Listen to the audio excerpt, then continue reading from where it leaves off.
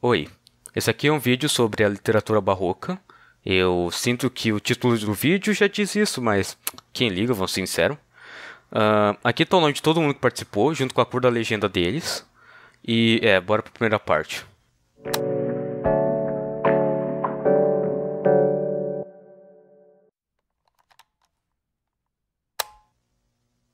O barroco é o nome de um estilo artístico surgido no final do século XVI e no início do século XVII, na Itália. Ele teve uma forte influência religiosa. Foi criado por causa da Reforma Protestante e pela Contra-Reforma. A Reforma Protestante foi o surgimento de várias igrejas cristãs a partir do rompimento com a Igreja Católica. A Contra-Reforma foi um conjunto de medidas que a Igreja Católica tomou para conter o avanço do protestantismo. Esse é um período literário caracterizado pelos contrastes, oposições e dilemas. Ele teve como uma forte ideia o antropocentrismo, que era uma ideia contrária ao teocentrismo. As principais temáticas do Barroco eram a fragilidade humana, a fugacidade do tempo, crítica à vaidade e contradições do amor. As principais características do Barroco eram o culto dos contrastes, A presença da antítese, que no caso são as situações opostas, o paradoxo, o pessimismo, a linguagem clara, sofisticada, o exagero, o hipérbole, não hiperbole, hipérbole, o cultismo, jogo de palavras, tipo sinônimos, trocadilhos, o feísmo, que no caso é a fascinação pela miséria humana, a supervalorização da juventude. E o forte apelo aos prazeres sensoriais. Bem, agora que está explicado o que é o barroco, agora vamos passar para o outro subgrupo falar sobre o barroco no Brasil.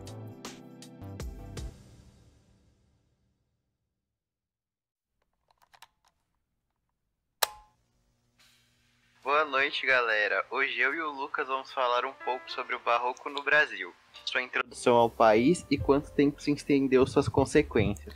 Tá, mas quando começou o Barroco? Calma aí! O Barroco é um estilo artístico que se iniciou durante o século 17 e 18 no Brasil, especificadamente durante 1601 a 1768, sob influência da religião católica. E como ele foi introduzido ao país?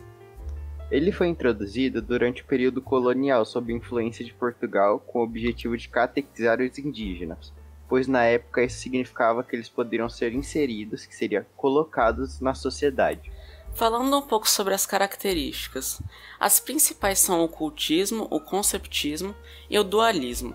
O primeiro se refere à riqueza do vocabulário em obras textuais, o segundo à abundância de racionalidade no que é expresso na obra, e o terceiro no questionamento filosófico do homem entre vários assuntos. Não se esquece que a estética é principalmente abordada sobre a oposição entre duas ideias, a antropocêntrica, que é colocada a humanidade no centro de tudo, e a teocêntrica, em que coloca Deus no centro de tudo, sendo que o teocentrismo era bem mais aceito no contexto histórico e exercia influência governamental. Sim, mas também a importância principal do Barroco no Brasil foi em relação à religião, que não só reforçou seus valores no Brasil, como também foi uma forma de propagação do cristianismo na colônia, tanto que muitas igrejas permanecem até os dias de hoje com o estilo barroco.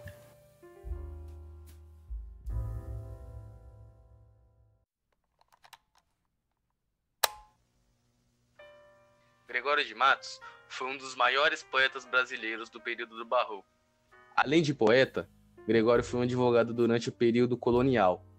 É conhecido como Boca do Inferno, sendo famoso por seus sonetos satíricos, onde ataca muitas vezes a sociedade baiana da época. Dono de uma personalidade rebelde, Gregório criticou diversos aspectos da sociedade, do governo e da Igreja Católica. Por esse motivo, foi perseguido pela Inquisição e condenado ao degredo em Angola, do ano de 1694.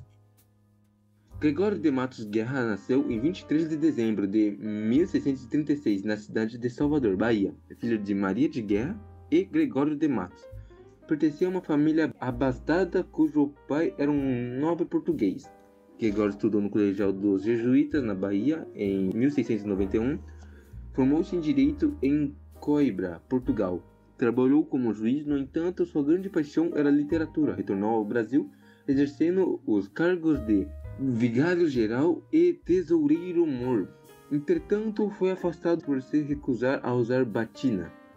Faleceu com 59 anos, dia 26 de novembro de 1696, na cidade de Recife. O motivo de sua morte está relacionado à sua febre que contraiu quando foi condenado ao degredo em Angola. O que ele defendia? Gregório de Matos foi o maior poeta barroco brasileiro.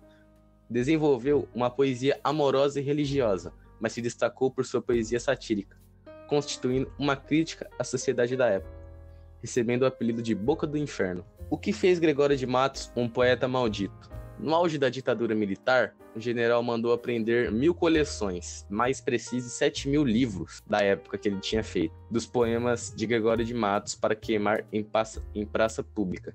Mas acabou voltando atrás, o que acabou lhe rendendo a fama de poeta maldito. Gregório de Matos não publicou nada em vida, de forma impressa. Frase de Gregório de Matos. Entre uma das duas mais conhecidas das frases de Gregório de Matos foram essas seguintes: o honesto é pobre, o ansioso triunfa, o incompetente manda. E a segunda é: se justificam mentindo com pretextos enganosos e com rodeios fingidos. Bem, esse foi a nossa parte do trabalho sobre o Barroco, falando sobre Gregório de Matos. Espero que quem tenha ouvido tenha pelo menos gostado um pouco dessa parte. Boa noite.